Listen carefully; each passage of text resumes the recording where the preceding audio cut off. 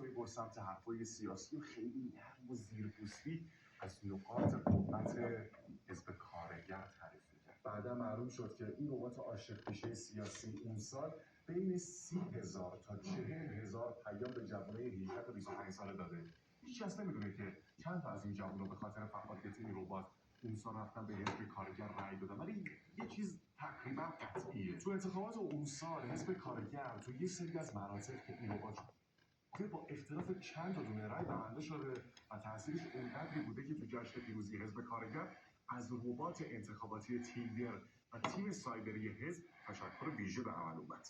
تعداد رباتایی که تو شبکه‌های اجتماعی میچرخن دقیق مشخص نیست، ولی تخمین میزنن که بین 5 تا 15% از کاربرایی که توی شبکه‌ها فعال هستن خوششون یه رباته و اونها آدم واقعی نیستن. این ربات‌ها یه جوری فعالیت میکنن که نشه اونا رو از آدمای واقعی تشخیص داد و به خاطر همین هم نمیشه تعدادشون رو دقیق مشخص کرد.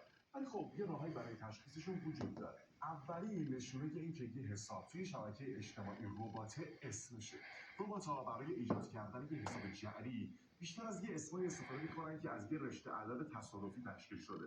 نشونه بعدیشون اینه که حسابای رباتی معمولا پروفایل یا همون نمایشون یا عکس نداره یا از عکسای مبهم و تصاویر طبیعت و کوه و دشت و چمن عکسای عمومی استفاده میکنن. حسابای رباتی دنبال کننده عدد بعضیاشون هم یه صفر دست. زمان ایجاد شدن حساب رباتی هم خیلی دور نیست و عمر اکثرشون هم به زبط 2 سال میرسه. حسابای رباتی کتاشون خیلی زیاده و ممکنه توی یه ماه اندازه یه سال فعالیت واقعی پست مطلب بذارن. اگه مطالبی هم که منتشر میکنن دقت کنید میتونید به یه همچین الگویی برسید. مطالب این محتوا که به حوزه اکثر مطالب هم خبری از معتبر نیست. وقتی با یه ربات وارد گفتگو میشین یکم که باهاش بحث کنید از روی نحوه جواب دادنش ممکنه بتونید